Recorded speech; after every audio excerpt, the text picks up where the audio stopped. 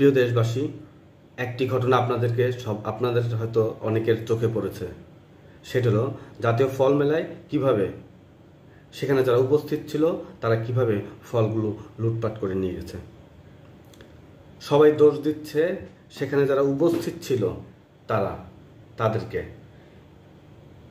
কিন্তু আমি তাদেরকে কোনো দোষ দিচ্ছি না, কারণ সেখানে সকল পেশাজীবী ছাত্র, সকল বয়সের লোকজন সেখানে ছিল।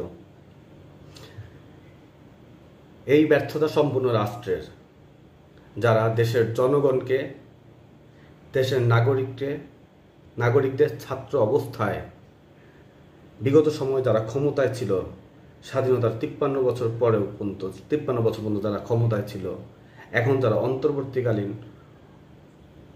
সরকার উপদেষ্টা আছে, তারাও এর দায়ভার এড়াতে পারবে না কারণ তারা শিক্ষা ব্যবস্থাকে ধ্বংস করে দিয়েছে, জাতিকে মানুষের মতো মানুষ হিসেবে গড়ে তুলতে ব্যর্থ হয়েছে।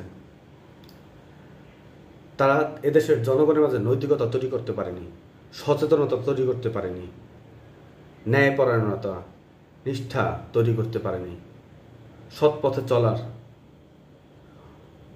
জন্য তাদেরকে উৎসাহী করতে পারেনি। কারণ তারা নিজেরা যারা ক্ষমতায় ছিল তারা দেশকে লুটপাট করেছে, দেশের সম্পদকে তারা নয়ছয় করেছে।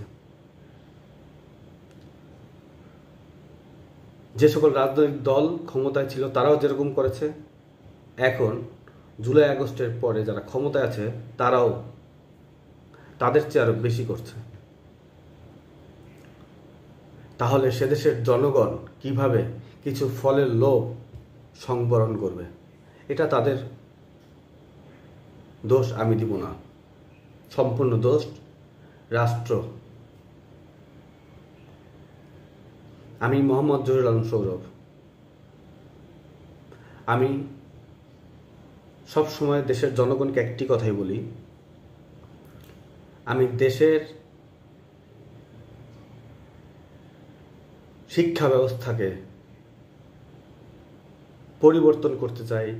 শিক্ষা ব্যবস্থাতে কোনো বৈষম্য না থাকে, আমাদের সন্তানরা যেন শিক্ষার জীবনের শুরুতে কোনো বৈষম্য না পায়,